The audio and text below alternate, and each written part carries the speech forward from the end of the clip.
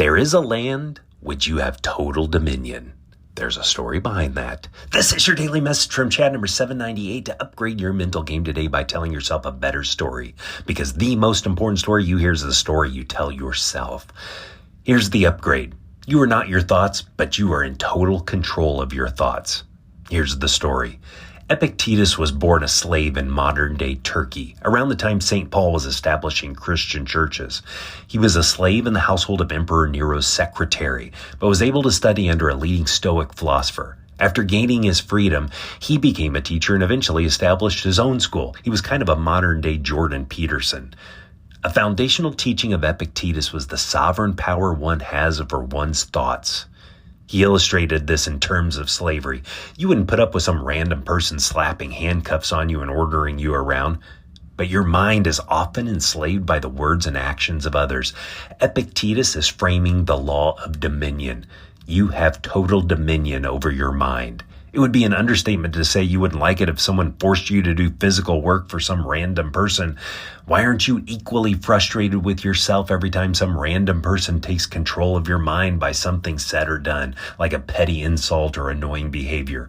Amazing how easily we relinquish control of our minds. You can't control the family you were born into, the weather, or the actions of others.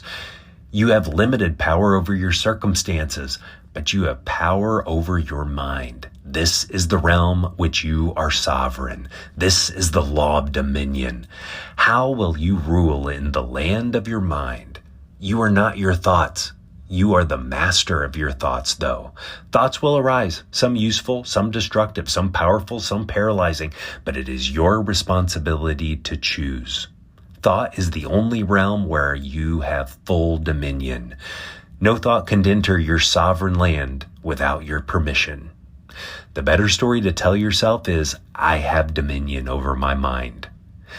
My youngest daughter, Bella, was walking into the grocery store not long ago. A flock of geese happened to be flying above. She was pelted with goose poop. They got her good. It was in her hair, on her shirt. She had her phone in her hand, and it got that too. It reminded me of the story of a person who came to Martin Luther struggling with bad thoughts. Things would come to mind that he seemed to have no control over. What does one do about negative ideas or even bad dreams that come to mind involuntarily?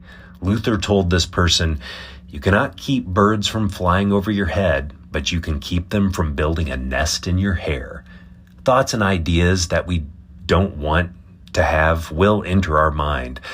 Like with my daughter, thoughts may drop like poop on your head, and you can't prevent anything from flying over your head, but you can control whether thoughts or ideas will live there.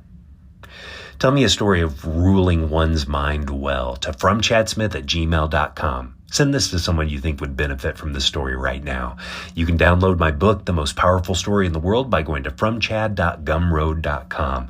The transcript of this message and hundreds of others are always available at www.fromchad.com.